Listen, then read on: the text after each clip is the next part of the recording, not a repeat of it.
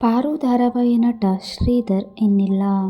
ಇವರು ಅನಾರೋಗ್ಯದಿಂದ ಬಳಲುತ್ತಿದ್ದರು. ಚಿಕಿತ್ಸೆ ಫಲಕಾರಿಯಾಗದೆ ಸಾವನ್ನಪ್ಪಿದ್ದಾರೆ. ಕೆಲವು ದಿನಗಳ ಹಿಂದೆ ಅವರು ಆಸ್ಪತ್ರೆಯಲ್ಲಿ ಚಿಕಿತ್ಸೆ ಪಡೆಯುತ್ತಿದ್ದರು. ಇವರು ಪಾರು ಮತ್ತು ವಧು ಧಾರಾವಾಹಿಗಳಲ್ಲಿ ನಟಿಸಿ ಜನಪ್ರಿಯರಾಗಿದ್ದರು. ಅಪಾರ ಅಭಿಮಾನಿಗಳನ್ನು ಹೊಂದಿದ್ದಾರೆ. ಶ್ರೀಧರ್ ಅವರು ಕಿಚ್ಚ ಸುದೀಪ್ ಅಭಿನಯದ ಮ್ಯಾಕ್ಸ್ ಸಿನಿಮಾದಲ್ಲಿಯೂ ಸಹ ನಟಿಸಿದ್ದರು. ಇಂದು ಅಂತಿಮ ದರ್ಶನಕ್ಕೆ ಹೆಬ್ಬಾಳದಲ್ಲಿ ವ್ಯವಸ್ಥೆ ಮಾಡಲಾಗಿದೆ. ಅಭಿಮಾನಿಗಳು ಆಪ್ತರಿಗೆ ಅವಕಾಶ ಇದೆ. ಇಂದು ಸಂಜೆ ಅಂತ್ಯಕ್ರಿಯೆ ನಡೆಸಲಾಗುತ್ತದೆ. ಸುಮಾರು 3 ತಿಂಗಳಿನಿಂದ ಅವರು ಹಾಸಿಗೆ ಹಿಡಿದಿದ್ದರು. ಪ್ರತಿ ದಿನದ ಚಿಕಿತ್ಸೆಗೆ 15 ರಿಂದ 20 ಸಾವಿರ ಬೇಕಿತ್ತು. ಕೋವಿಡ್ ಸಂದರ್ಭದಲ್ಲಿ ಹಣದ ಸಮಸ್ಯೆ ಪ್ರಾರಂಭವಾಯಿತು. ಸರಿಯಾಗಿ ಕೆಲಸ ಇರಲಿಲ್ಲ. ಸಿಕ್ಕ ಕೆಲಸದಲ್ಲಿ ದೊಡ್ಡ ಮಟ್ಟದ ಸಂಭಾವನೆ ಇರಲಿಲ್ಲ.